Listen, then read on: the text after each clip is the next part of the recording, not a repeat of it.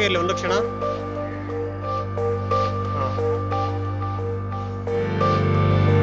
ಹಾಗೆ ಇಲ್ಲಿ ಒಂದು ಕ್ಷಣ.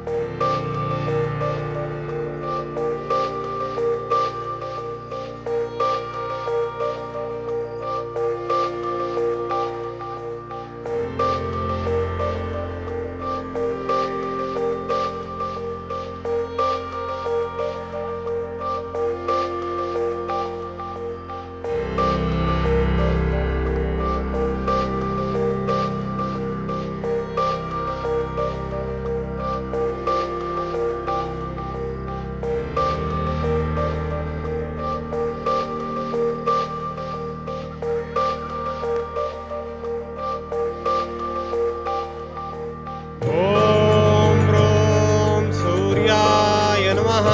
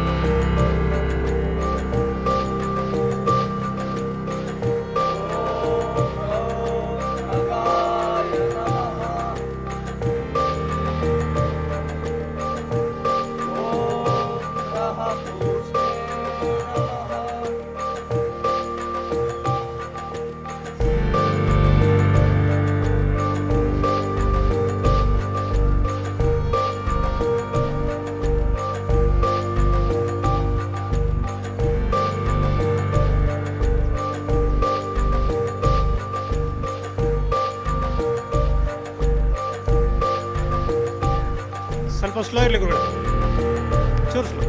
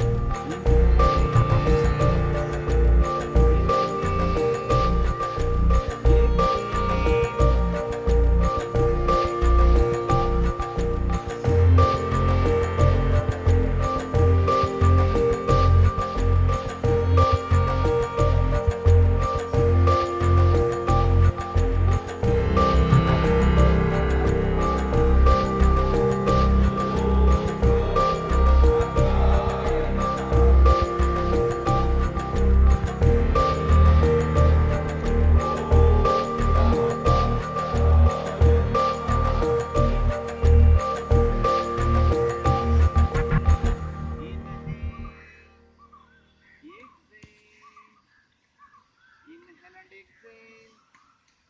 Inhale and exhale. Inhale. Exhale. Inhale and exhale.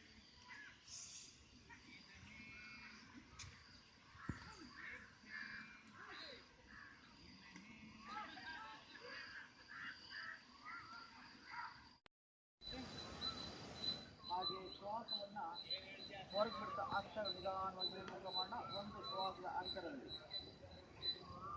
ಶ್ವಾಸವನ್ನು ಒಳ ತಗೊಳ್ತಾ ಎರಡೂ ಕೈಗಳ ಮೇಲಕ್ಕೆ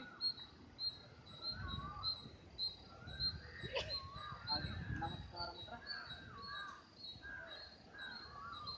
ಈಗ ಎರಡೂ ಕೈಗಳನ್ನ ಶೋಲ್ಡರ್ಸ್ ವಿಶಾಲ ಮಾಡ್ಕೊಂಡು ಇನ್ನಷ್ಟು ಬೆಳೆಸಿ ಇದೇ ಸ್ಥಿತಿಯಲ್ಲಿರೋಣ. ಏಕಂ ದ್ವೇ ತ್ರೀಣಿ. ಎರಡೂ ಹಸ್ತಗಳನ್ನು ಇಂಟರ್ಲಾಕ್ ಮಾಡೋಣ. ಇಂಟರ್ಲಾಕ್ ಮಾಡಿ ಮೇಲ್ಮುಖವಾಗಿ ಹಸ್ತಗಳನ್ನು ಹೆಬ್ಬೆರಳನ್ನು ಇನ್ನಷ್ಟು ಮೇಲಕ್ಕೆ, ಕಿರುಬೆರಳನ್ನು ಇನ್ನಷ್ಟು ಹಿಂದಕ್ಕೆ ಕೆಳಗೆ. ಈಗ ತಲೆಯನ್ನು ಮೇಲೆ ಕೆತ್ತಿ ಎರಡೂ ಕೈಗಳ ಇನ್ನಷ್ಟು ಮೇಲಕ್ಕೆ ಇಡ್ತಾ ಬರೋಣ. ಜೊತೆ ಜೊತೆಯಲ್ಲಿ ನಮ್ಮ ದೇಹದ ಎಲ್ಲ ಅವಯವಗಳು, ಮಾಂಸಖಂಡಗಳು, ನರವು ಚೆನ್ನಾಗಿ ಎಕ್ಸ್ಪೆಂಡ್ ಆಗ್ತಾರೆ ಮೇಲ್ಮುಖವಾಗಿ. ಈ ಸ್ಥಿತಿಯಲ್ಲಿ ದೇಹವನ್ನು ಹೆಚ್ಚೆಲ್ಲ ಬೆಳೆಸಲಿಕ್ಕೆ ಸಹಾಯ ಆಗುತ್ತೆ. ಹಾಗೆ ದೇಹದ ಮಾಂಸಖಂಡಗಳು, ನರಗಳು ಸುಸ್ಥಿತಿಗೆ ಬರುತ್ತೆ. ಕಾಲುಗಳಿಗೆ, ಪೂರ್ಣ ದೇಹಕ್ಕೆ ಬಲವನ್ನು ಪಡೆಯಲಿಕ್ಕೆ ಸಾಧ್ಯ ಆಗುತ್ತೆ. ಸಹಜವಾಗಿ ವಯಸ್ಸಾದಂತೆಲ್ಲ ಸುಮಾರು 40 ವರ್ಷ ಆದಮೇಲೆ ಸಹಜವಾಗಿ ದೇಹ ಕೆಳಮುಖ ಸುದ್ದಿಗಾಗುತ್ತೆ. ನಾವು ಈ ಆಸನವನ್ನು ಮಾಡಿದಾಗ ದೇಹವನ್ನು ಏನು ವಯಸ್ಸಿನಲ್ಲಿ ಯಾವ ರೀತಿ 25 ವರ್ಷದಲ್ಲಿ ಯಾವ ರೀತಿ ನಾವು ದೇಹವನ್ನು ಒಂದು ಸುಸ್ಥಿತಿಯಲ್ಲಿ, ಅದೇ ರೀತಿಯಲ್ಲಿ ನೀವು ಕೂಡ 40 ವರ್ಷ ಆದ್ಮೇಲೆ ಕೂಡ, 50 ವರ್ಷ ಆದ್ರೂ ಕೂಡ, 60 ವರ್ಷ ಆದರೂ ಕೂಡ ನಾವು ದೇಹವನ್ನು ಸುಸ್ಥಿತಿಯಲ್ಲಿ ಜೆಂಟ್ಲ್ಮನ್ ಅಂತ ಏನು ಹೇಳ್ತೀವಿ ಆ ರೀತಿಯಲ್ಲಿ ದೇಹವನ್ನು ಹಾಗೆ ಸ್ಪೈನಲ್ ಕಾರ್ಡ್ ವಿಶೇಷವಾಗಿ ನೇರ ಮಾಡ್ಕೊಳ್ಳಿಕ್ಕೆ ಸಹಾಯ ಆಗುತ್ತೆ. ನಿಧಾನವಾಗಿ ಏನು ಇಂಟರ್ಲಾಕ್ ಮಾಡಿದ್ದೀವಿ ಅದನ್ನು ಬಿಡಿಸಿ ನಮಸ್ಕಾರ ಮುದ್ರ. ಈಗ ಎಕ್ಸೇಲ್ ಮಾಡ್ತಾ ಎರಡೂ ಕೈಗಳು ಭುಜದ ಮೇಲಿಕ್ಕೆ ಶ್ವಾಸವನ್ನು ಹೊರತಗೊಳ್ತಾ ಒಂದು ಶ್ವಾಸ ಅಂತರದಲ್ಲಿ ಆಗ್ತಾ ನಿಧಾನವಾಗಿ ಕೆಳಗೆ ಮಾಡೋಣ. ಶ್ವಾಸವನ್ನು ಹೊರಬಿಡ್ತಾ ಎರಡೂ ಕೈ ನಿಧಾನವಾಗಿ ಕೆಳಕ್ಕೆ.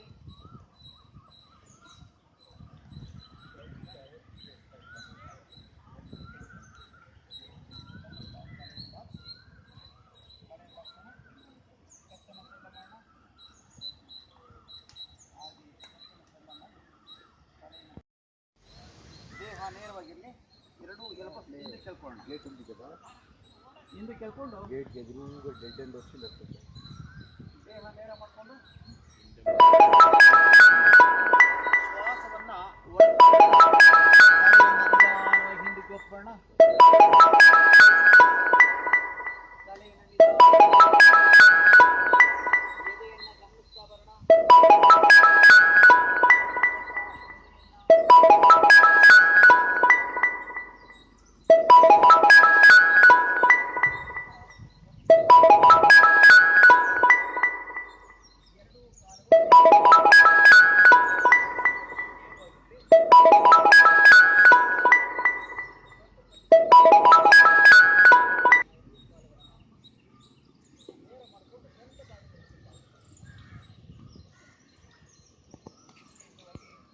ಥೈರಾಯ್ಡ್ ತೊಂದರೆಗೆ ಈ ಒಂದು ಆಸನ ಉಪಯೋಗಿಸುತ್ತೆ.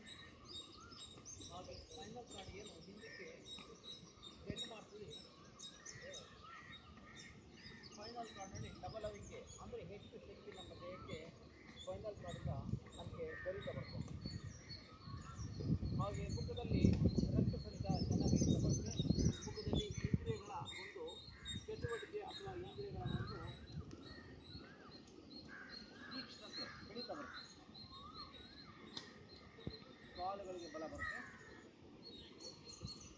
ಈಗ ನಿಧಾನವಾಗಿ ಶ್ವಾಸವನ್ನು ಹೊರಬಿಡ್ತಾ ಸೊಂಟವನ್ನು, ಎದೆಯನ್ನು, ತಲೆಯನ್ನು ನೇರ ಮಾಡ್ಕೊಳ್ತಾ ಬರೋಣ. ಒಮ್ಮೆ ದೀರ್ಘ ಶ್ವಾಸ ಹೊರತು ಶ್ವಾಸವನ್ನು ಹೊರಬಿಡ್ತಾ ಎರಡೂ ಕೈ ಕೆಳಕ್ಕೆ, ಒಂದು ಹೆಜ್ಜೆ ನಂತರ ಮತ್ತೊಮ್ಮೆ ನಿಷ್ಕೊಂಡು ಎರಡೂ ಕೈ ಮೇಲಕ್ಕೆ, ದೇಹ ನೇರ. ಮತ್ತೆ ಶ್ವಾಸವನ್ನು ಹೊರಬಿಡ್ತಾ ಎರಡು ಕೈಗಳಿಗೆ ಸಮತಲ ಎರಡು ಹಸ್ತಗಳು ಸೊಂಟದ ಪಕ್ಕದಲ್ಲಿ.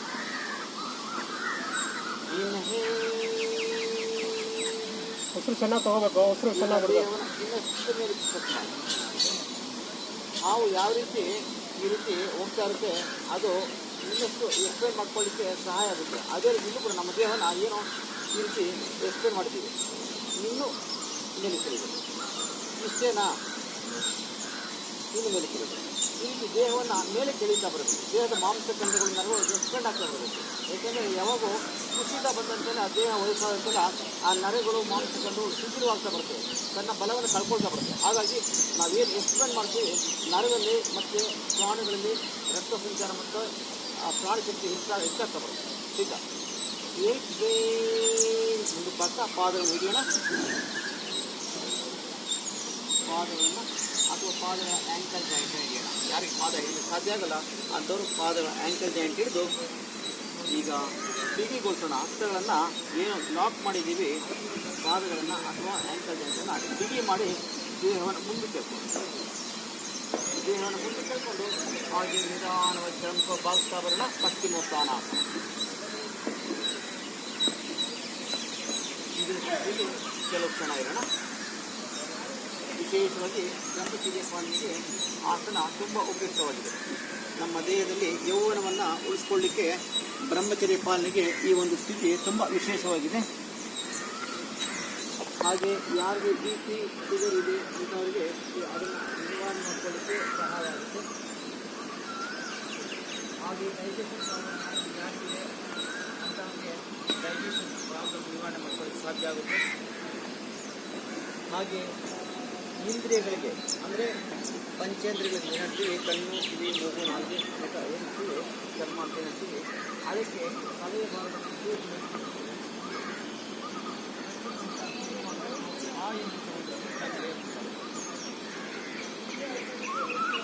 ಎರಡೂ ಕಾಲು ಮಂಡಿಗೆ ಟೈಟ್ ಆಗಿರಬೇಕು, ಕಾಲು ಟೈಟ್ ಆಗಿರಬೇಕು. ಮಂಡಿಗಳು ಲೂಸ್ ಮಾಡಬಾರ್ದು, ಮಂಡಿಗೆ ಟೈಟ್ ಆಗಿರಬೇಕು. ನಿಧಾನ ಶ್ವಾಸ ಹೊರತುಕೊಳ್ತಾ ದೇಹ ನೇರ ಎರಡು ಕೀಳಿಸಿ ಶ್ವಾಸವನ್ನು ಹೊರಬಿಡ್ತಾ ನಿಧಾನವಾಗಿ ಎರಡು ಕೈ ಕೆಳಕ್ಕೆ ಸಡಿಲಗೊಳಿಸಿ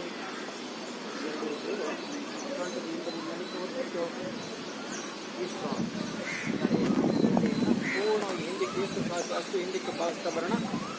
ಈಗ ಉಸಿರಾಟವನ್ನು ಗಮನಿಸ್ತಾ ಬರೋಣ. ಉಸಿರು ನಮ್ಮ ಸ್ಪೈನಲ್ ಕಾರ್ಡ್ ಏನಿದೆ ಆ ಭಾಗದಲ್ಲಿ ಅಂದರೆ ದೇಹದ ಹಿಂಭಾಗದಲ್ಲಿ, ಅಂದರೆ ಹಿಂಭಾಗ ಅಂತಲ್ಲ ಸ್ಪೈನಲ್ ಕಾರ್ಡ್ ಮುಂದಕ್ಕೆ ಶ್ವಾಸೋಚ್ಛ್ವಾಸ ಹರಿತಾ ಬರ್ತದೆ. ನಾವು ಸಹಜವಾಗಿ ಯಾವಾಗ ಮುಂಭಾಗದ ನಮಗೆ ಶ್ವಾಸೋಚ್ಛ್ವಾಸ ಹರಿಯುವಿಕೆ ಪರಿಚಯ ಆಗ್ತಾ ಬರ್ತದೆ. ಈಗ ಅಲ್ಲಿಂದ ಇನ್ನೂ ಒಳಭಾಗಕ್ಕೆ ಶ್ವಾಸೋಚ್ಛ್ವಾಸವನ್ನು ಪರಿಚಯ ಆಗ್ತಾ ಬರ್ತದೆ. ಗಮನಿಸ್ತಾರೆ ಸ್ಪೈನಲ್ ಕಾರ್ಡ್ ಮುಂದಕ್ಕೆ ನಮಗೆ ಅದು ಪರಿಚಯ ಆಗ್ತಬೇಕು. ನಾವು ಗಮನಿಸ್ಬೇಕಲ್ಲ, ಯೋಗ ಮಾಡುತ್ತವರು ಅದೆಲ್ಲ ಗಮನಿಸ್ಬೇಕು. ಹಾಯಿನಂಥ ಒಂದು ಸ್ಥಿತಿ ನಮಗೆ ಹೇಳ್ಕೊಡ್ತದೆ. ಕಾರಣ ಏನು ಚಕ್ರವರ್ತಿಗೆ ಯೋಗದಲ್ಲಿ ನಿರ್ನಾಳ ಗ್ರಂಥಿಗಳು ಅಂತ ಹೇಳ್ತೀವಿ. ಆ ನಿರ್ನಾಳ ಗ್ರಂಥಿಗಳಿಗೆ ಪುಷ್ಟಿಯನ್ನು ಕೊಡ್ತದೆ. ಅಂದರೆ ಸ್ಪೈನಲ್ ಕಾರ್ಡಿನ ಮುಂದೆ ಆ ಒಂದು ಲೈನ್ ಆ ಭಾಗದಲ್ಲಿ ನಿರ್ನಾಳ ಗ್ರಂಥಿಗಳಿದೆ. ಆ ನಿರ್ನಾಳ ಗ್ರಂಥಿಗಳಿಗೆ ಪುಷ್ಟಿಯನ್ನು ಕೊಟ್ಟು ನನ್ನಲ್ಲಿ ಆ ಶಕ್ತಿ ಪಸರಿಸುವಂತೆ ಪರಿಚಯ ಮಾಡ್ತದೆ.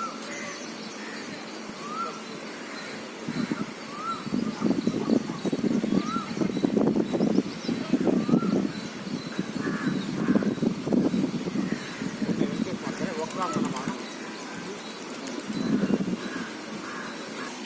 ಪಾದವನ್ನು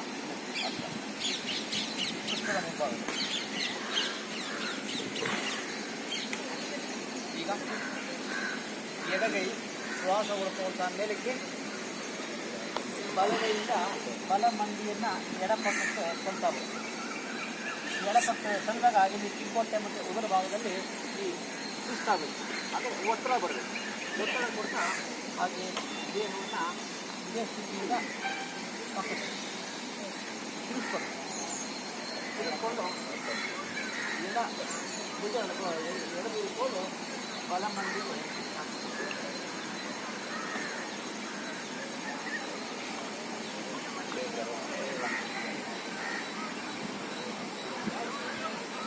ಈಗ ಬಲಭುಜವನ್ನು ಹಿಂದಿಕ್ಕಬೇಕು.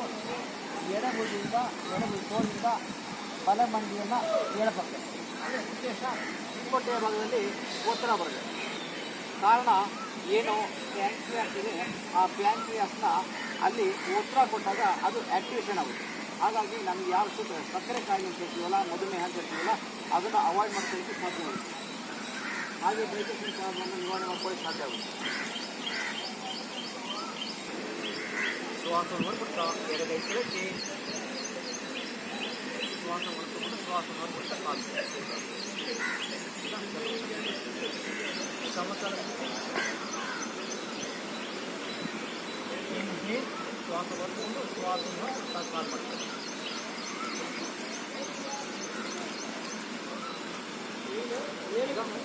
ಬಲ ಹಸ್ತದಿಂದ ಬಲ ಮಂಡಿಯನ್ನು ಎಡಕ್ಕೆ ತರ್ತಾ ಬರೋಣ.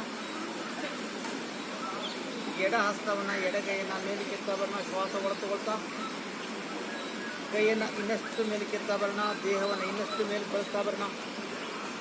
ಈ ಸ್ಥಿತಿಯಲ್ಲಿ ದೇಹವನ್ನು ಬಲಪಕ್ಕಕ್ಕೆ ತಿರುಗಿಸ್ಕೊಳ್ತಾ ಬರೋಣ. ಹಿಪ್ಪೊಟ್ಟೆಯನ್ನು ಒಳಗೆ ಕೇಳ್ಕೊಂಡು ಉದರ ಭಾಗವನ್ನು ಒಳಗೆ ಕೇಳ್ಕೊಂಡು ಟ್ವಿಸ್ಟ್ ಮಾಡ್ಕೊಳ್ಳೋಣ ಬಲಪಕ್ಕ. ಈಗ ಎಡಭುಜ ತೋಳನ್ನು ಬಲ ಮಂಡಿಗೆ ಸಪೋರ್ಟ್ ಮಾಡೋಣ. ಹಾಗೆ ಬಲ ಹಸ್ತವನ್ನು ಸೊಂಟದ ಹಿಂಬದಿಯಲ್ಲಿ ಸಾಧ್ಯಷ್ಟು ಹಿಂದಕ್ಕೆ ಪಕ್ಕಕ್ಕೆ ಸಪೋರ್ಟ್ ಕೊಟ್ಟು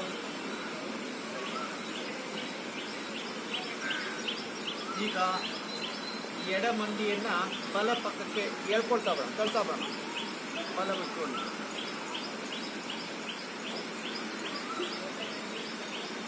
ದೃಷ್ಟಿ ಬಲಗಡೆಯಿಂದ ಹಿನ್ನೋಟ.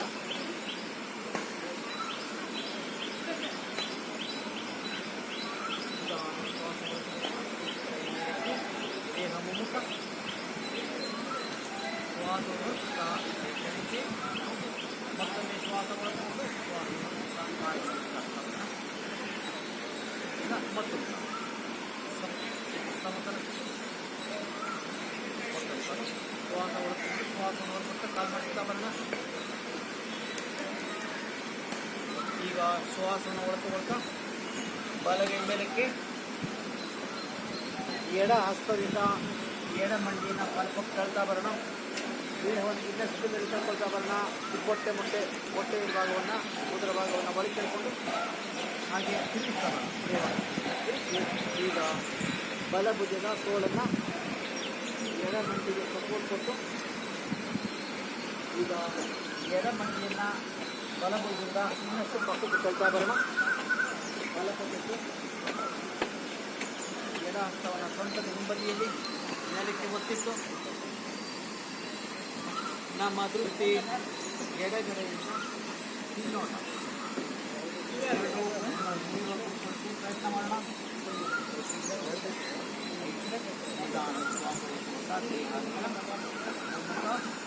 ಹಾಗೆ ಕೈ ಎತ್ತಿ ಶ್ವಾಸ ಹೊರತಾ ಶ್ವಾಸ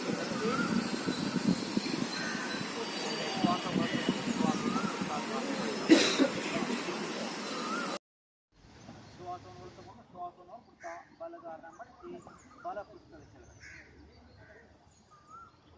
ಹಾಗೆ ಮತ್ತೊಮ್ಮೆ ಶ್ವಾಸ ಹೊರತುಕೊಂಡು ಶ್ವಾಸವನ್ನು ಹೊರತಾ ಎಡಗಾರನ ಮಡಚಿ ಎಡ ಪೃಷ್ಠದ ಕೆಳಗಡೆ. ಈಗ ಶ್ವಾಸ ಹೊರತುಕೊಳ್ತಾ ನಿಧಾನ ಮಂಡಿನ ಮೇಲೆ ಇಟ್ಕೊಳ್ಳೋಣ. ಶ್ವಾಸವನ್ನು ಹೊರತುಕೊಳ್ತಾ ಶ್ವಾಸ ಹೊರತಾ ಹಾಗೆ ಸೊಂಟ. ಈಗ ಸೊಂಟವನ್ನು ಮುಂದಕ್ಕೆ ತಳ್ತಾ ತಲೆಯನ್ನು ಎದೆಯನ್ನು ಮುಂದೆ ಭಾವಿಸ್ತಾ ಬರೋಣ. ಸೊಂಟ ಭಾಗ ನಮಗೆ ಎಷ್ಟು ಸಾಧ್ಯ ಅಷ್ಟು ಸೊಂಟ ಭಾಗವನ್ನು ಮುಂದೆ ತಳ್ತಾ ಬರೋಣ. ತಲೆಯನ್ನು ಎದೆಯನ್ನು ಹಿಂದೆ ಭಾವಿಸ್ತಾ ಬರೋಣ. ಉಷ್ಟ್ರಾಸನ ಪ್ರಕಾರ 2. ವಿಶೇಷವಾಗಿ ತಲೆಯತ್ತ ರಕ್ತ ಸಂಚಾರ ನಡೀತಾ ಬರುತ್ತೆ. ಹೆಚ್ಚೆಚ್ಚು ರಕ್ತ ಸಂಚಾರ ಆಗ್ತದೆ, ಮುಖದಲ್ಲಿ ಕಾಂತಿ ಬರುತ್ತೆ. ಹಾಗೆ ತಲೆಯ ಭಾಗದ ಮೆದುಳಿನ ಭಾಗ ಚೆನ್ನಾಗಿ ಕಾಂತಿ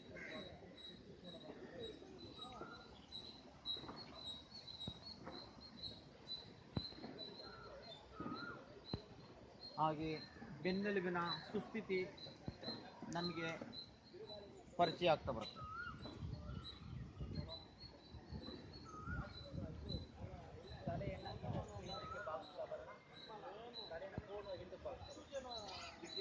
ಥೈರಾಯ್ಡ್ ದೋಷ ನಿವಾರಣೆ ಮಾಡ್ತೇವೆ. ವಿಶಾಲವಂತ ಬರ್ತದೆ. ಭುಜಗಳ ಕಡಿತನ ನಿವಾರಣೆ ಮಾಡ್ಕೊಳ್ಳೋಕೆ ಸಾಧ್ಯ ಆಗುತ್ತೆ.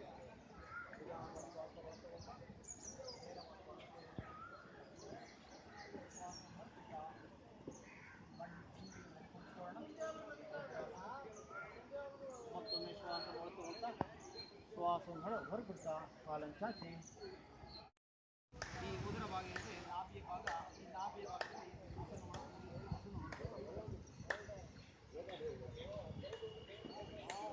ಈ ರೀತಿ ಮಾಡ್ತಾ ಮಾಡಬೇಕು. ಒಂದು ನಿಮಿಷ. ಇಲ್ಲಿ ನಾವು ಕೆಲವು ತಪ್ಪು ಮಾಡ್ತೀವಿ. ತಪ್ಪು ಮಾಡಿದಾಗ ನಮಗೆ ಅದರಿಂದ ಹೆಚ್ಚು ತೊಂದರೆ ಆಗುವಂಥ ಅವಕಾಶ ಕೂಡ ಜಾಸ್ತಿ ಇದೆ. ಕಾರಣ ಏನಂದರೆ ನಾವು ಇದರ ಪರಿಚಯ ಇಲ್ಲ ನಮಗೆ. ಯಾಕಂದರೆ ನನ್ನ ದೇಹದ ಅವಯವು ನಾನು ಹೇಳಿದಾಗ ಕೇಳ್ತಾ ಇಲ್ಲ, ಅದು ಇಲ್ಲಿ ದೋಷ. ಕಾರಣ ಅಂದರೆ ಈ ಕ್ರಮೇಣ ನಿತ್ಯ ಮಾಡ್ತಾ ನಾವು ಏನು ಆಸನಗಳ ಪ್ರಾಣಾಯಾಮ ಮಾಡ್ತಾ ಅದಕ್ಕೆ ದೇಹಕ್ಕೆ ಒಂದು ಅಭ್ಯಾಸವನ್ನು ಕೊಡ್ತೀವಿ. ಆಗ ನನ್ನ ದೃಷ್ಟಿ ನನ್ನ ದೇಹದ ಅವಯವು ಯಾವ ಭಾಗದಲ್ಲಿ ಸಮಯ ಈ ಭಾಗದಿಂದ